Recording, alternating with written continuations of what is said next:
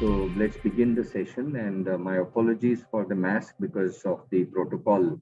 I'm wearing the same. So in that sense, let's begin today's session. Since we are in the culminating part of the masterclass, and post this, we will be going ahead to pitch our startups to respective venture capitalists or organizations where we can garner resources. So it's extremely important that we are able to understand certain aspects of the business. So in that context, today's class is significant from the perspective of how we can create a business out of the thing. So I hope the screen is visible, Prembhai. Yes, sir, it's visible. Yeah. So let's begin because it's a long class in the sense of the content. So Yeah. let's begin the exercise. So I Yeah. would wish let's at the very onset test our business model. Yeah. So how do we test? We have used 3 sessions where we have tried to build up our business model and iterate. In light of that, let's look at how a business model should be looked at. If we look at a business model as below, the quadrants of a business model, if we see internal and external, as well as helpful and harmful.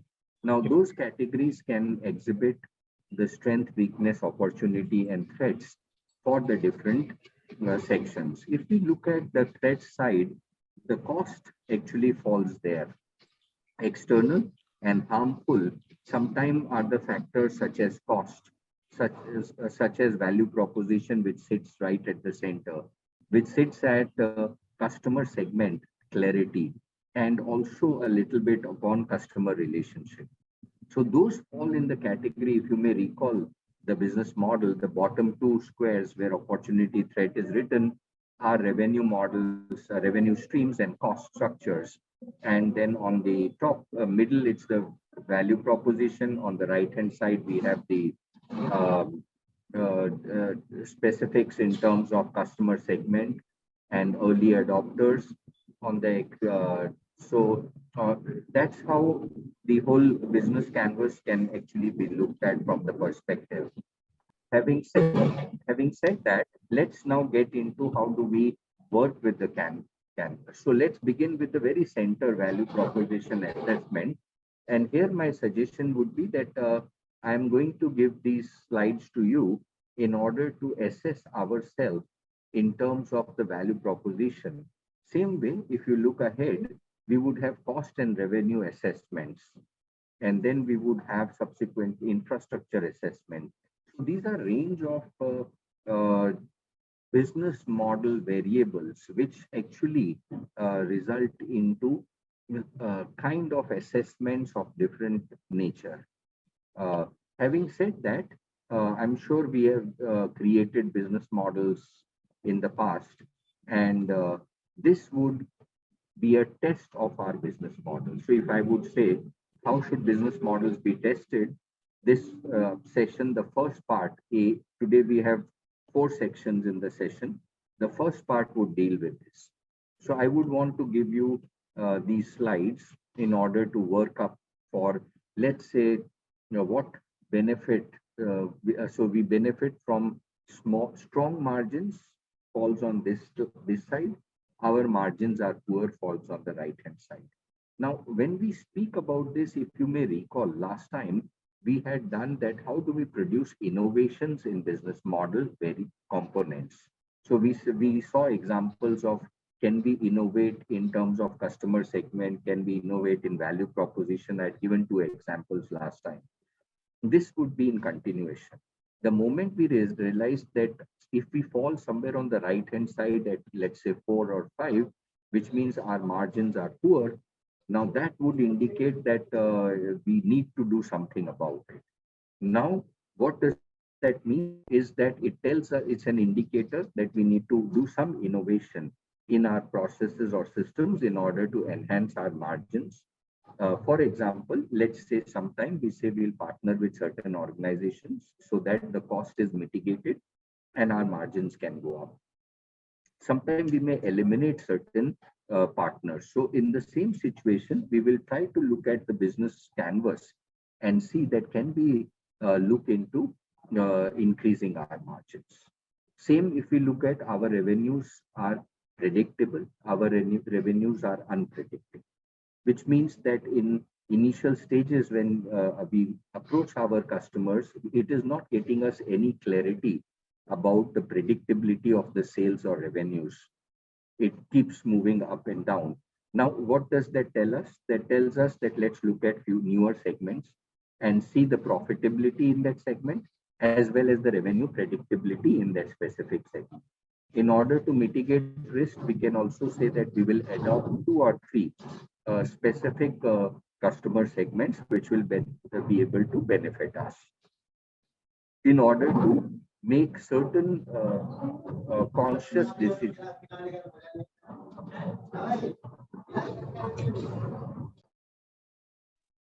Yeah, sorry. So the airport people have actually arranged a specific place for me today from the airport, and that's why it's a non-noise area, they say. Now you can make out non-noise area that has been found out. But anyways, let's move on.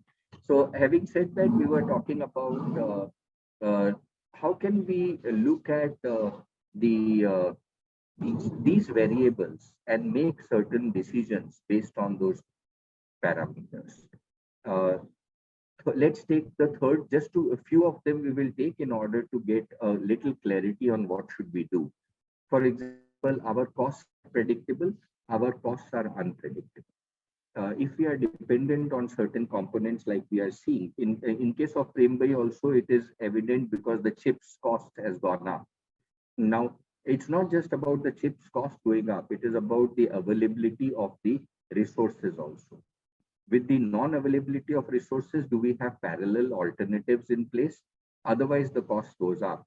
Now, that is why we were discussing last time, if you may recall, Prembai, that some kind of an innovation, for example, can we innovate in terms of bringing in augmented and virtual reality in our model, which completely eliminates the cost of hardware and unpredictability around the same. So we are talking about kind of innovations that can happen based on the resource constraints that we may have.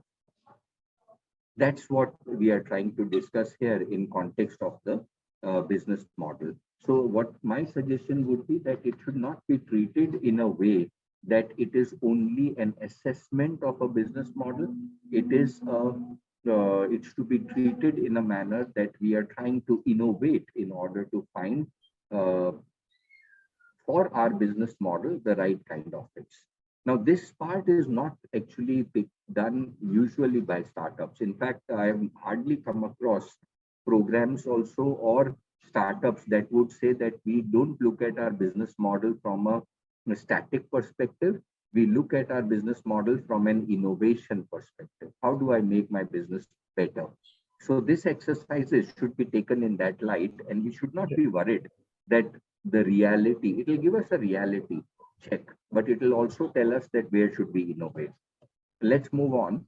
If we go ahead a little, we see infrastructure assessment.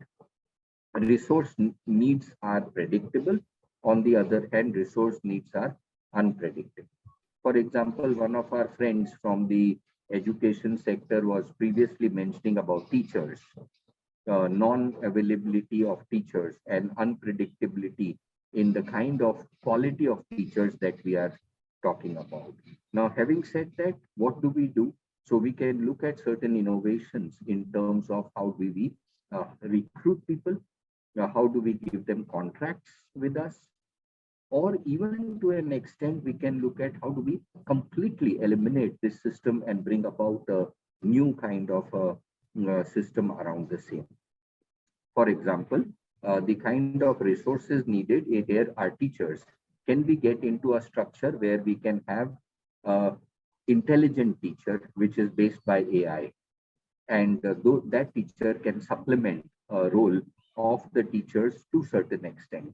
So can machine learning help us in customizing and making our resources better? Okay, having said that, so this is what I mean when I say that we are talking about innovation in business model or innovation in processes and systems that we are trying to follow. or innovation in segmentation, which we covered last time, innovation in value proposition. Those should not become constraints, but actually become our for benefit areas. So, so having said that, let's move on to our next exercise, which primarily talks about key activities assessment. So we efficiently execute key activities. To the other hand, key activity execution is inefficient. When we say that, this is giving us a reality, and based on that, we are innovating. So these slides I wanted all of us to be introduced to would be very useful in terms of assessing the SWOT of our business model. So here we are assessing key partners in that regard. Same way, if we look at one of the most interesting aspects of our business, customer interface assessment, because, and we shouldn't misunderstand this by saying that it is UI. We're not talking about UI, UX. We are talking about, in general, what is a customer interface assessment that we can make. Let's say the first one, customer churn rates are low. On the other hand, we have customer churn rates are extremely high. And sometimes these are evident from the kind of product or service that we are selling. We may not be able to predict that the customer churn rate in certain industries are not very predictable. If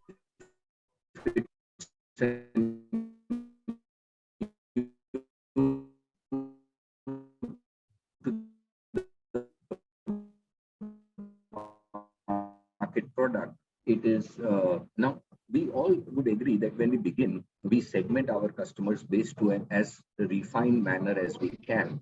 But it is only upon launch of our products, that is the, if you recall, we talked about pre-launch, launch, and post-launch stages. During that, our customer segment will also change. The profitability through the segments will also change. Our strategy, in order sense, what we are seeing on the screen will give us an indication of what is the reality and what should we focus upon. Primba, is that clear in that context? Yeah. So this is more of a litmus test that we are assessing. So these were assessments in context of opportunities and of different business model aspects. Now we specifically go on to assessing threats in context of value proposition, cost structures, and those.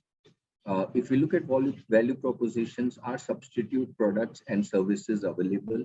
So we map it on this regard. Now, the challenge here is, sometimes we say that in our segment, there is hardly any competition. However, the competition can come from a different source. For example,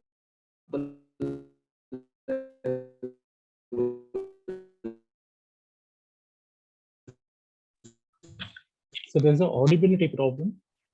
Yeah, there is some. There's a lot of audibility problem. I could make up some of it. Are you able to hear?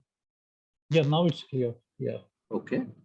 Let's see, just remind me quickly if at all there is a challenge on audio. Yeah.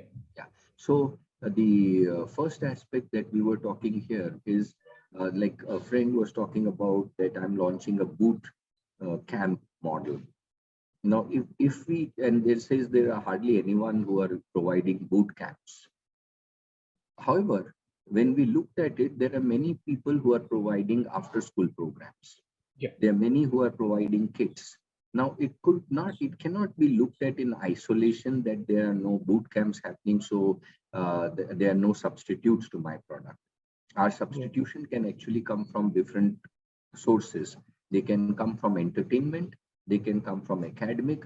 They can also come from kits that are being promoted at this moment for different areas. So if we talk about specifically STEM, there are so many interventions by which one can develop STEM competencies. Now, should that be treated as a substitute? So my perspective would be definitely yes. Yeah. We should not look at that we are very unique and specific in the section we are trying to address. It could be from a cross discipline. So that's where these points will be helpful and useful to all of us. So certain value proposition, cost revenue threats, infrastructure threats. In fact, something Yes. like a white hat junior, or even a kid taking a violin, a course in violin, is actually going to the competition. Even a violin course is a competitor to me, because eventually I'm looking at the same market. I would want him to learn what I'm offering rather than taking up music or something else. So that's correct. So because people have limited money and limited time and limited schedules, and absolutely we are all playing at the same thing. Yeah. So in that context, we will have to think about that what kind of an innovation do I produce? Sometimes the innovations may actually not come in from the business model, but may come in from communication. What kind of a communication strategy do I produce in order to address the value proposition? For example, today across the world, there may be a certain trend that is sweeping, which could be beneficial to all of us. For example, in India, we have the new education policy that has come about, which actually asks institutions to address certain specific challenges that they are facing. Now, since that is the new, and it's going to be there for the next 2 to 3 years, because people are not yet clear about what are the actuals mentioned there. So in terms of the policies and decisions, so therefore they may need support of organizations or startups in order to address those, better understand and address those challenges. Now, having said that, that is where these assessments could be useful. Like what Prembhai was saying, the challenge could come from a completely different sector, but what I would suggest is the challenge can also be addressed in a completely different sector. So in that context, I hope that we have looked at now these two unique aspects of the business model. Sometimes a business model may give us an indication for an area which is completely the promotions of customer relationships. They could act as very interesting aspects in which we can build our model. Especially in education, those things and sections would be very useful to us. Yeah. So let's move on. All these slides will be both recorded as well as I'll share with you, so that we can look at these aspects. So we had threats, and same way now we have opportunities. Now, by covering these many questions, I have generally seen that startups would definitely refine their offering to certain level. Now, having said that, that was the part A I wanted to cover today, because the objective was that let us assess the threats and opportunities in the domains in context of our business model. Now, let's move on to the next section, that when we talk about innovations, there are certain structured approaches that can be used in order to produce innovation. And one of the most common aspects is the blue ocean strategy, which most of us try to address. Of course, this can be, that's why I've given a credit to an organization which is mentioned there, that they have come up with the blue ocean strategy book too, as well as an entire kit. It may be meaningful for startups to actually look at blue ocean strategy. However, I would leverage it to a different level here. Our context would be, can we produce a blue ocean in not just the product or service, but sometimes even the offering that we are providing?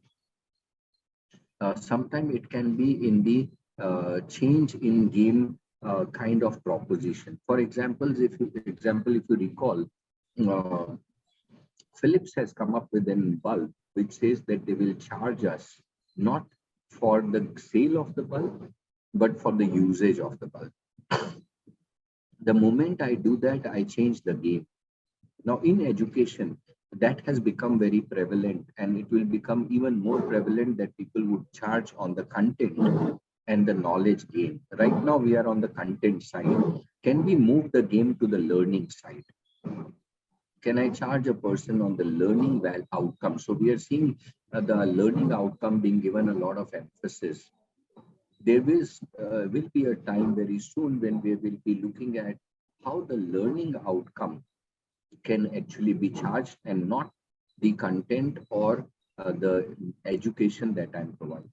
After all, it is the outcome that people will be able to derive using our resources, which will tell us the success of what we are providing. Now, somebody who does that will actually change the game. Therefore, how are we able to look at our startups and different aspects of business model and business parameters through the lens of creating a blue ocean? For the example that we covered last time, Pringbhai, and again this time, we have both looked at, can AR, VR be a game changer for you? At the same time, can this proposition that how will a child be using these in future and the learning? So we are not saying what I'm giving you is for my time. I'm saying I'm giving you for the value you will derive from this in future. Now that changes the game completely to the next level. So that is what I mean by blue ocean. And so therefore I wanted to touch upon this topic, not to be misguided that blue ocean is only product or service. Blue ocean can also be in the kind of propositions and things we are offering. Yeah. I hope Pringbhai is clear. Would you want to contextualize it? Because your case studies, many people would know. So can you just give us some, because I know that we discussed last time and there are certain parameters emerging from it. But would you like to also contextualize it to your startup a little? Very much. It resounds a lot with the blue ocean strategies. I've read about this before, but not paid much attention. But quite naturally, I've been doing something very similar to what I'm saying. So this, for example, most of the startups in the tech space, they are looking at skilling. So there is one set of startups that are talking about skilling for jobs, which is, a run for getting a job to get skilled for a few months or a few years around the fag end of their education after 12 plus 4 years. The other segment in the edtech is focusing on children's development.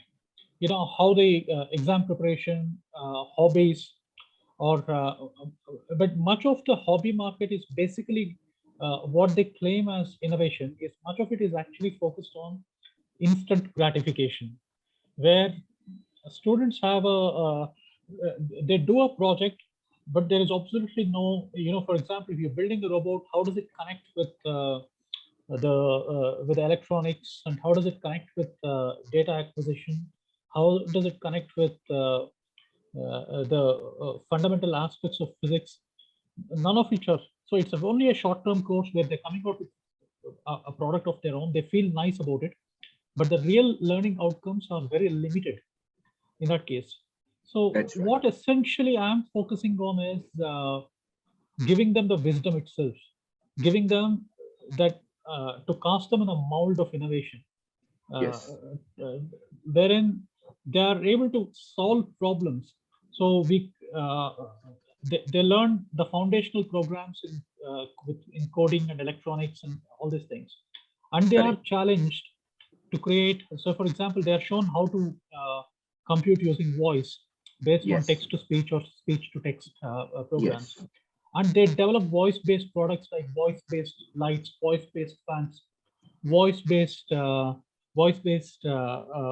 PowerPoint presentations, where instead of scrolling, so that lets them, you'll keep them open. So this is how you do it. Now you decide what you want to do. Excellent. Now that I think opens a very large door for innovation for students. Excellent. So this is. However, I would suggest one thing, and that's why this slide could be useful to you. Is increasing buyer value and reducing cost. Now, what happens here is sometimes we are also challenged by the kind of resources that may be needed to bring in a specific technology or the changes to our product. And Yes. my suggestion and recommendation would be, let us simulate the use of the technology through existing means and check out our prototype before we actually embark on bringing that technology to forefront. Now, the reason being that all startups are sensitive about cash in hand or the kind of resources that they have. Therefore, how do we look at prototyping a model that you were suggesting without spending too much money in creating and testing out the conceptual aspects of our model? That is what I mean, that we need to use value innovation to, in order to see that can I take my buyer's value up and bring the cost down by yes, we know that the cost would definitely come in when we will, it's resource hungry when technology inputs have to come in the beginning, but over a period of time, how will that curve look like? But before introducing the same, can we test the value innovation through the lens of simulating our situation by certain means that are available to us today? So, for example, simulating AR VR could be an actual simulation, that actual real life experience that we may give, saying that if these aspects are converted into augmented and virtual reality, how would you feel about it? Yeah. Or if we bring mixed reality rather than creating content first, but content creating prototypes of scenarios first. Yeah. So from a startup perspective, this is a very interesting concept that beyond the blue ocean that one should actually look at. That is the value innovation. Now, let's also look at uh, key principles that may be helpful. So today, as I said, I'll be covering at least 4 or 5 different aspects that we could address, because next step is of course your pitch. So before going there, we're trying to see that what could be sometime the missing link. So one is we are testing our business model. Second, we are producing innovations in it.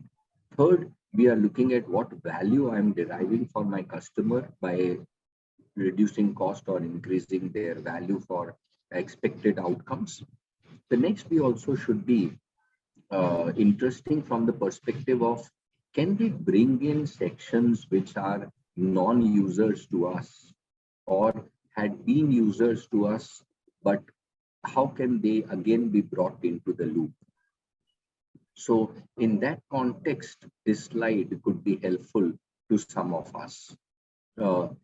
Soon to be non-customers. Should we be conscious about that? And especially in EdTech, that is a very important aspect, that some of the students, if we are focused on grade 12, we know that within an year, they will become non-customers to us. Yeah. Now, how does our business model support them beyond that also?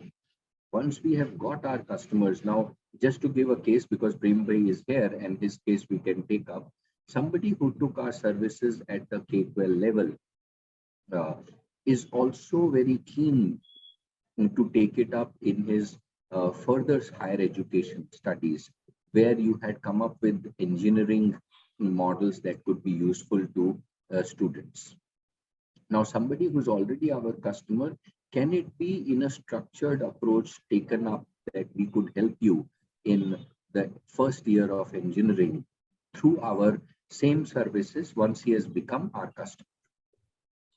Now, the only thing here is we'll need to see that how do we retain him from where he is today, suppose in grade 8, till he would reach in the engineering fraternity. Now, this becomes an interesting proposition. It may not be. So somebody may say, let's keep the person hooked continuously. Somebody else may come and say, let us keep the person hooked every June for 2 sessions every year before the academic term begins. Yeah. Now, that's a business model that many organizations in education practice across the world, that you have very interesting boot camps which are positioned very specifically in a time. They don't do any business rest of the year. They're just focused on those specific inputs. Now, can we structure our business looking at those propositions? So here we were trying to look at non-customers, how can we keep them engaged? At the other hand, in search of better solutions. So second, are aware of but don't use industry's offering. People are aware of what this whole sector can provide to them, but don't use. For example, there are many concepts in the corporate world which actually come from the very fundamentals in education in K-12. And this could be very useful to businesses when they are trying to explain to them the fundamentals. But those concepts are lost and they are never used again. Now, how many times have we heard Newton's law being used metaphorically for some other business situation? So here for education is a lesson that can we also be aware of such kind of customers. Yeah. And of course, the third is quite evident. So I'll not spend time there because the paucity of time today again for all of us and a lot to deliver in today's session. So having said that, let's now move on to let's say actions that we want to take in order to create new value curves. So this model could be again useful to us in terms of what can we reduce, what can we create, raise, and eliminate. So there are sometimes certain practices, like for example, let's take eliminate. What factors should be eliminated that the industry has taken for granted? Prem bhai, would you want to highlight something there?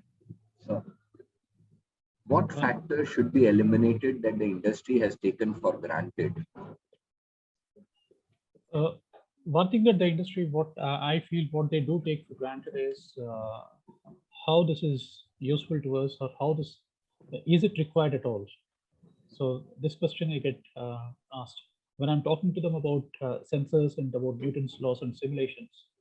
So what it tells us is, yeah, are we able to give them a model by which they are able to assess competence of a student in a certain area, which today is being ignored simply because they don't have the parameters to make a judgment on it. yeah, they So have no, yeah. So for example, one of the key aspects that we talk about is curiosity and initiative that we take. In that context, the curiosity and initiative that we are talking would depend primarily on what kind of things now can we eliminate from this very structure. So for example, today, can we eliminate a specific aspect from the education? We all know that's impossible.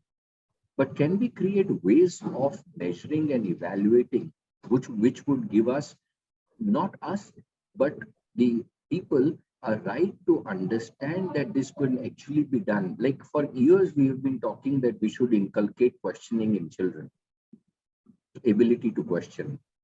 However, where are the rubrics in order to check whether anything that we have done has resulted in increasing the curiosity quotient or the questioning quotient among children?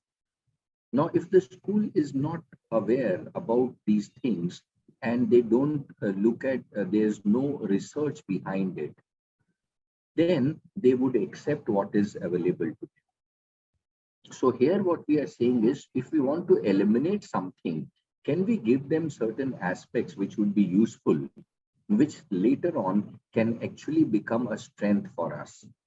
Make all the edtech startups, therefore, should make data their center point. Yeah. Today, data may not be the central to our business model, but when we map the data in context of what we are doing and the outcomes, and we have years of data in order to prove certain research parameters that we have set out, it would be useful. That data may not be directly useful to our organization, but indirectly it will change the industry from the parameters that have brought in. Like very recently, before these decisions on the uh, new education policy came about, there was a big question mark on how much can people learn from multidisciplines in a university, and should that be inculcated, and will that compromise on the specializations that we create in certain aspects.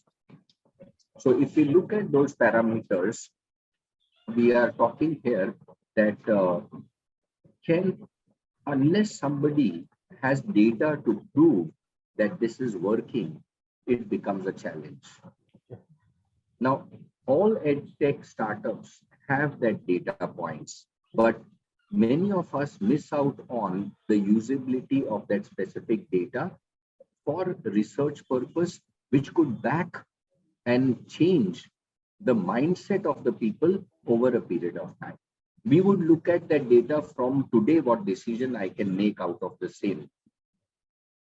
But are we looking at the data point also from the research perspective, that what mindset change can I address by having certain variables which are addressed to the same? So in that context, we have just touched upon one of the aspects of eliminate and tried to see that what can be worked out in that context. Same way, this framework that you are seeing on the screen could be utilized, and therefore courtesy the authors for the same for sharing this, and so that we can share with you. Moving on. So what we were looking at is that the new value curve that we can create can actually come from looking at these four corner points. So if we look at today's session, we started off by saying, let's look at analyze our business model from SWOT perspective. We looked at opportunities and threats assessment. Based on that, what can we produce innovation? We went back to see that if there are certain values that can be created by either reducing the cost or increasing certain parameters, what can we do in context of the blue ocean strategy? We also tried to look at that sometime for edtech sector, the significance of data and changing the mindset and addressing or bringing out policy decisions would lie with us, but we are not able to leverage that information because of our understanding of the data and usage in current time. If we extrapolate that for the future, we'll see a lot of decisions can actually be made in that context for the future. Okay, having said that, let's move on and see. So these are the few things I would leave with you in certain points that would be necessary to be addressed. Because of our paucity of time, again, this parameter are for simple questions that each of us can address, and we will see that can we have some value innovation that can take place. Okay. So moving on, now one of the challenges that most of us face is how do I connect? So most of the time I've seen startups creating a different business model, creating several business models, but their business plan does not match with the business model. Those are two different things. For me, they are not two different things. Everything that a business is looking at in terms of its plan should actually emerge from the business concepts that we have set out. And since we have made all these efforts, therefore, it may be necessary to look at the aspects of business canvas, which you can see on the top left, and how does that result into a business plan. So this slide gives us a context of what all parameters in a business plan can actually be looked at that are coming from the business model canvas. So business model canvas should also be looked at from this context of the business plan. Okay. Having moved on, these are certain parameters I wanted to show, which are a general aspect of what your summary should look like. Most of the time we receive summaries from startups in terms of helping or evaluating them or taking them to the next level. Some of these should definitely be addressed. I would personally prefer that if all of these are looked at, it's much better. But uh, these form the backbone of what we are addressing. And that's why I'm only showing you the executive summary. I'm not saying that the same parameters should actually be looked at within the startup in a more detailed manner in terms of your report, but at least the 2-page or 3-page summary should touch upon these aspects from the business plan perspective. Now, let's see if you see here and this slide, there are a lot of parameters that will overlap and connect from here to the next slide. So in that context, we are talking about business model, the business plan emerging from it, your summary that you want to share with some people in order to they support you for their growth, those aspects. And so, Prembhai, are you with us on this? Yeah, I'm there, sir. I'm there. There's a bit of a, so I'm just changing the camera. I understand. I'm there. Yeah. So if there are certain set of questions before we move on to the next, from the context of, because your startup is very close to going full swing. When we looked at these 3 different aspects now and resulting into the business plan, would there be certain questions that you would want to ask, or Karan bhai, would there be certain parameters you would want to understand better so that since it's majorly a recorded session today, it will be beneficial for our other friends? Would there be certain challenges or situations that you have seen which you may want to have a question and want to discuss upon in context of what we have looked at 3 different aspects resulting into this? Having said that, actually, let's move on so that we can take up the next concept and then come back to understanding or having questions on the same. Just a second, let me see. Okay, so let's move on to the next. Now, here is a general way in which we can look at our value proposition and our business model innovation to take place. So in the same light, what we intend to now do is that once we have done all our analysis and we want to launch our startup, we create different hypotheses in context of value proposition and business model canvas. And these hypotheses need to be tested in order to see that can we produce something. Now, many of the startups who are listening would feel at this time that we are about to launch and we are being told that let's create hypothesis. If you may recall, we created that chart of pre-launch and post-launch. In that, we created certain hypotheses. So these are coming from there. Will my customer segment change in a couple of weeks after the launch? Will the resource requirements change? Will the kind of activities change? So those will become our hypothesis.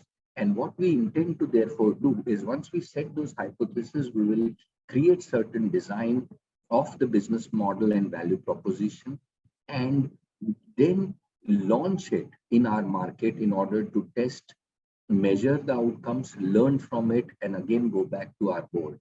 Now, this iteration should become a standard practice within the startup fraternity in order to see that we are able to address the challenges and opportunities of the changing market dynamics.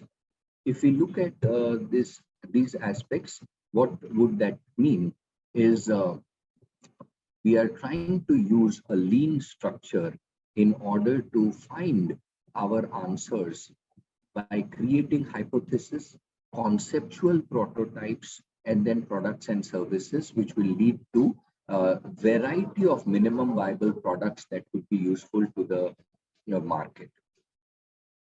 So the last point that I was trying to make here was specifically that can our business models be made lean, and can our approach and mindset within the startup be of a kind that we do not worry about at what stage are we, but we always have those hypotheses ready for different stages and experiment and try that out. Yeah. So here I would rest for some time and take up few questions, Prembhai, if things are better, so that you are able to contextualize what we have actually covered today. Karan bhai, something from your side, if there is specific, then we can look at those aspects too. I think I'm pretty much sorted. Everything is much clearer. So I think Okay. we So can take a break the of four aspects, let's look at some examples. So if Prembhai is able to share, because we have used that method of taking a startup and contextualizing it in the same, I hope he's able to join us and share the same. It will be much easier for people who will see in future that how it is actually benefited in a startup's case. absolutely. Otherwise, I'll give a few examples here Mhm. till Prembhai is able to join. Uh, Let us take up a startup that is actually trying to address in the ed tech space a launch of a specific game that would help science teachers in order to cover science subjects better, certain principles.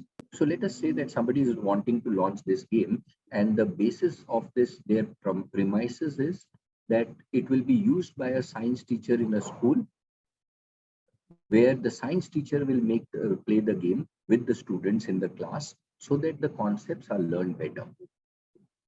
Now, what are the variables here that we are considering? One, we are saying that is it going to eliminate the teaching of my class, or is it going to be complementing the same? That could be one question that can come from our science teacher. Now, let's think about it. If this question was asked to few different teachers, they would always have different perspective. Somebody would say, oh, if this game is going to make my concept teaching easier, let me play the game and not teach that thing in the class. Somebody else who may be very strong in their teaching would come back and say, I would want to teach the concept which I've been doing for so many years. A game can be an add-on. A third person can come and say or reinforce. The third person may come and say that I want to teach the concept, the game be there, but I want to have an application that the game helps me apply the concept to a situation. Yeah. Now, for a business model, what happens is that we went out with a proposition that we have a game. We want to help science teacher. Now, some of the startup may say, no, I'll create a kit, I'll give out the kit, let the parents play with the child and let the concept come out. But you see the variables I'm trying to share here. It is for a startup to be sensitive to these variables and listen to the market when they come back and say that I want to do this thing and not this. Now, what happens is many of the startups get stuck that this was my idea and I want to promote my business model in this way because we have planned everything around that idea in this manner. That's why the lean is brought in the end, that despite of every things that we have done till now in the 10 sessions, we have gone step by step, we have iterated, we have reached a conclusion. Yet listening to the market in this example, if three science teachers are saying three different things, can we create our products to suit their requirement? Because in a startup, it is impossible to know what will succeed unless we prototype the ideas and go back to the teachers and put it in the market. It is almost impossible to know which one of them will have an outcome, which is at a mass level. That is why sometimes startups face this specific challenge of scaling, because their idea at a lower section with certain kind of audience would definitely work, because we have the time in order to talk to the audience, convince them about it and take it ahead. It generally means that we have product going, but the moment it has to be scaled, those communication channels go down, because that if we have to continue doing that, it will take almost the entire energy. Now think about it. You are a founder as Prem. right? And he Yeah. goes and talks to school. I mean, you can talk to 25, you can talk to 50. Now, what beyond that? Now, we can't replicate a founder's enthusiasm, understanding of a concept and those. Yes, we try to do that. But in that context, the listening to the market is what I'm trying to say, that with trying these three different models, one of the model may be of a kind which can be scaled very fast. So can we take that model up in the launch stage or in the scaling up stage? That is why the whole concept of the lean would be useful to all of us on a constant basis. Now, many times when I introduce this concept, the startups get little uncomfortable saying that we have everything ready, and now you are saying that, again, let us look at the variables that can emerge and be sensitive to it. But that's the reality of the situation. If you look at any of the startups across the world, let's take the case of Google. Google's uh, first thing that came out was specifically meant for their own University of Stanford in order to help search better. It was later that in the third and fourth iteration where they realized that the need of the market is a little different, and so can we go back and track the pages backward and understand and bring data which could be useful to people. That was not their first algorithm. That Yeah. came through the lessons from the field. Now, this is a specific cultural aspect that I would want to end the today's session on, is when we look at India as an Indian startup scenario. Most of the times we feel that we need to do things right the first time. Yeah. That's our mindset. That is how we are, and that's how we've been trained. That our first shot should be the shot that should give us the returns. Yeah. In across the world, it has been realized, and through range of data that's coming in, it is clear that it's the third or fourth variable. So unless we hit the right model, and what is the right model? The model that is giving us the revenues and the customer. That's the right model. There cannot be any other right model than business succeeding. So if we Yeah. see that, let it be proven by the market, and till that time, if you see, the business model canvas will keep evolving. And how do we evolve it is using lean. And that is why the reason that I wanted to today focus on just three main cornerstones. Whatever business we have created till now, can we analyze it regularly through certain set of questions? Yeah. Second, by doing that, can we produce innovations in the same so as to connect it to either the blue ocean or value innovation system? Once we have done that, it means that we are sensitive and changing on a regular basis.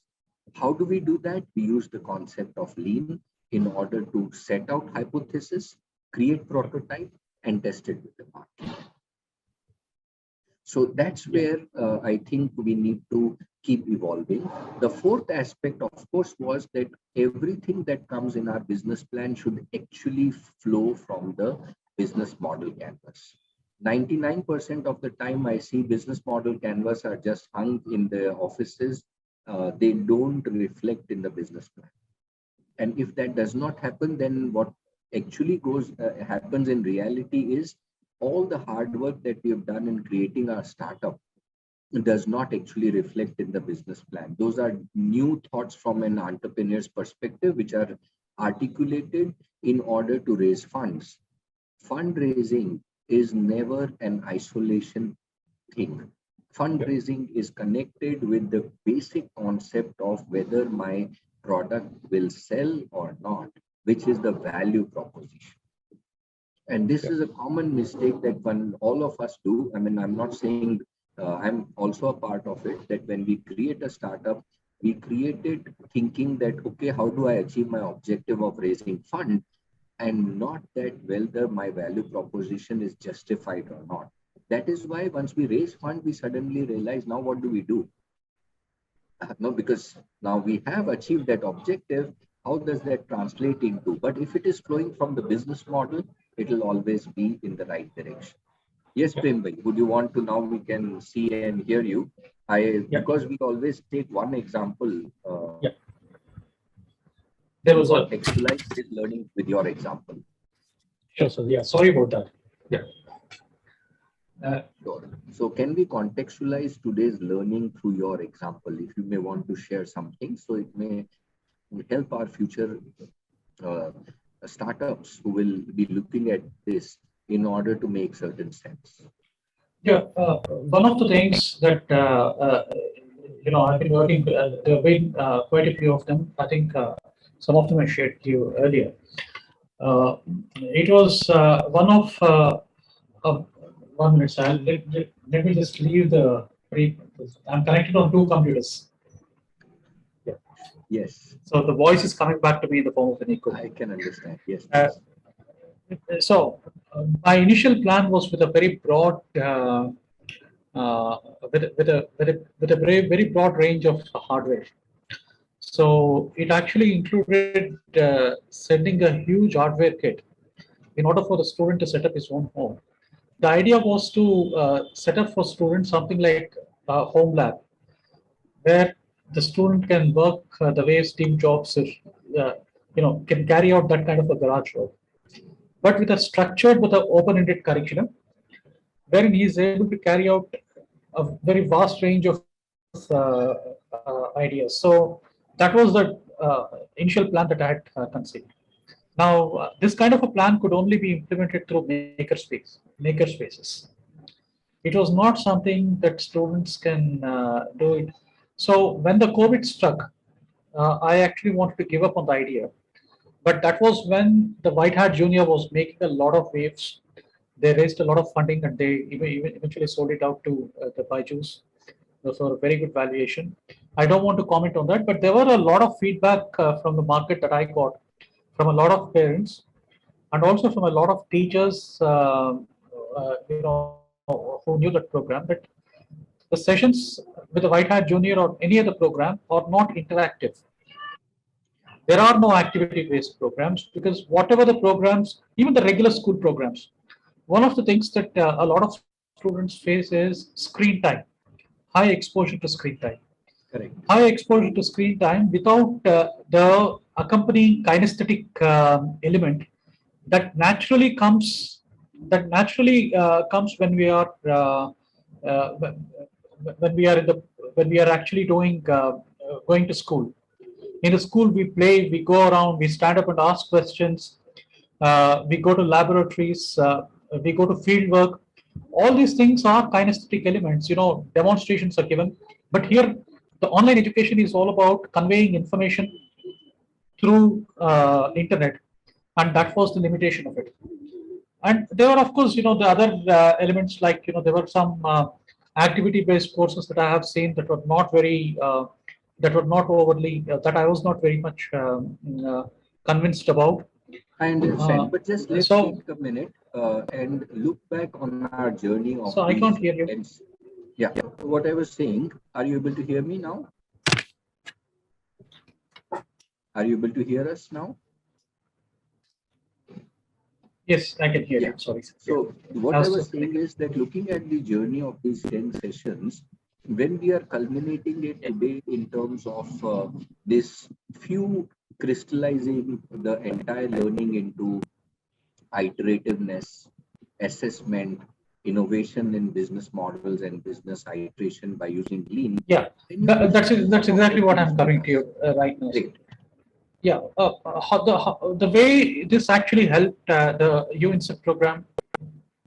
Yeah, so point number one, it helped me to actually condense the program based on a very lean model. Are you able to hear me? We are able to hear. Are you able to hear me? Yeah. Okay. So what UINSET program helped me to do was to condense my business model into a very lean model, wherein I was able to crystallize this into something that can be offered online through a very simple hardware kit that eliminated all the previous conceptions that I had made. There was like a huge amount of wiring and all those things that those could be eliminated. And this thought process specifically came to be because I owe it directly to you, to the classes, wherein, the emphasis on streamlining the business model was taught from the very beginning, where we could think in terms of uh, making it doable, in particular online. So that was one thing. Another thing that I really learned was the importance of actually seizing the opportunities in the market, uh, where they exist, in the way they exist, rather than in trying to create uh, in trying to impose my model. For example, one of the things that we were discussing, I think about 4 or 5 classes ago, was the workshop model, and I was a bit critical about it. And so I was actually completely close to the idea of workshops, because I became kind of a bit morally against it. But when I actually realized, it was during the discussions with you in the class, that you said if you don't do it, somebody else will do it. Somebody will else will grab up, and that is going to become a go-to market strategy for them. So you are not even going to get an entry into the market. Okay, so one was helping my business model to become lean and mean to actually and doable. The other was to come to the to come to a stage where I could realize that the existing needs of the market cannot be neglected, because at the moment that's what the market has been nurtured with. And in fact, that can well be a doorway for me to introduce, to bring about the transformative products that I want to introduce in the market. Because somebody takes my workshop, they might well actually take up my full-time program later on. So I'm seriously chasing the schools and colleges, as you know, like I discussed with you earlier. So this was one another thing, and of course, a host of other benefits in terms of even designing my go-to-market strategies, in terms of presenting my pitch, in terms of conceiving, how I pitch to the students. By the way, so just one more thing. Based on all the points that you've actually, I should have told you this at the very beginning. Now, about 6:30, we have I've registered for Ritesh Agarwal's class on NAS. I have not gone through any of the videos. In the very first class, they asked us to write the pitch, and I did not pay much attention to it, but I wrote the pitch.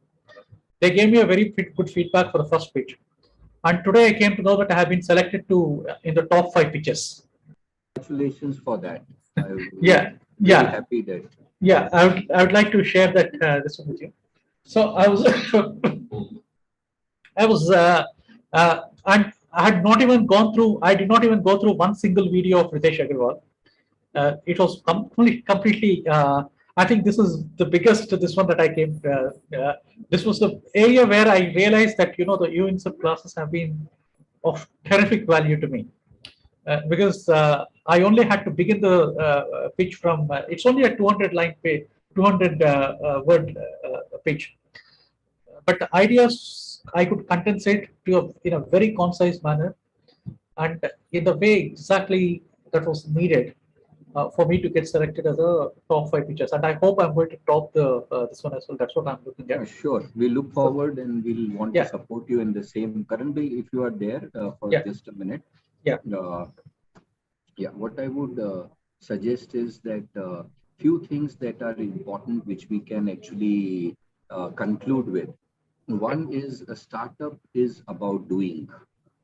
So anything that we look into a startup activity is about uh, a startup where we apply concepts immediately in the field, learn from it, and are able to next day do it in a better or a different manner. So that's the first aspect in the entire program that we were trying to focus. Is it's I would call it startup doing rather than startup creation. Exactly. Because Yeah. creation part is happening by the startup founders. The doing part is what we wanted to emphasize. One. Second, being precise and scientific about the approach that we wanted to take. There are ways where we will get brilliant ideas on some days and we can implement that.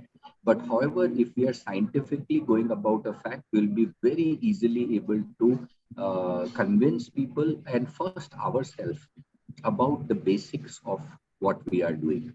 So the scientific approach is the second. So doing the scientific approach. And third, which I would, I appreciate what, oh, we've lost Prembai. But however, the third I would like to emphasize upon was the iteration and the lean approach that we need to bring it to the startup. So I think these are the three cornerstones. Prembai has actually winded off the session in the context of his outcomes that he has said. I would wish, Karan bhai, that we can have some outcomes from Saurabh bhai and the other members too, Right. Right. where they Did he can. drop? Did he just drop? Yes, please. No, I'm saying I think Prem dropped in between. Yeah, he dropped in between. That's why I thought. Yes, that, I'm there. Yeah. So in that context, I think we can stop here, Karan bhai, and then help out Prem bhai in certain ways, because he's already being a star performer in the sense of getting selected at different places. I hear also that he's also moving very well, both with Saurav. Saurav is actually moving on to getting business now. Right. So in that Yeah. context, I think I would like to thank, of course, being the last session, you, Karan, as well as the entire team at UNCEP, Manish bhai, the team at AWS. Our aim, I would say, is more or less achieved, because if people are able to go through these 10 master classes, they will know these three concepts of doing in a startup, in innovating at different stages with the same, being lean about it, and using a scientific approach to Yeah. set it down. So just one more thing, I just wanted to give you another good news. Yesterday, Please. I signed up my first customer. Oh, Yeah, congratulations. on the yeah, thanks a lot. And that again, a lot of thanks to you, UNICEF. No, I think we have done our bit. You have actually applied the classroom learning to your real life. So that's it was, I'm sorry, today's video, I don't know what the problem with the computer is. There is some issue with the camera. I think it's a browser issue. So it's a new computer. So you for the same, and good wishes, Bimbai, as well as Karan bhai. Thanks for this program. I think we've been able to achieve to certain level. We'll iterate and see that where can we take it to next heights next time.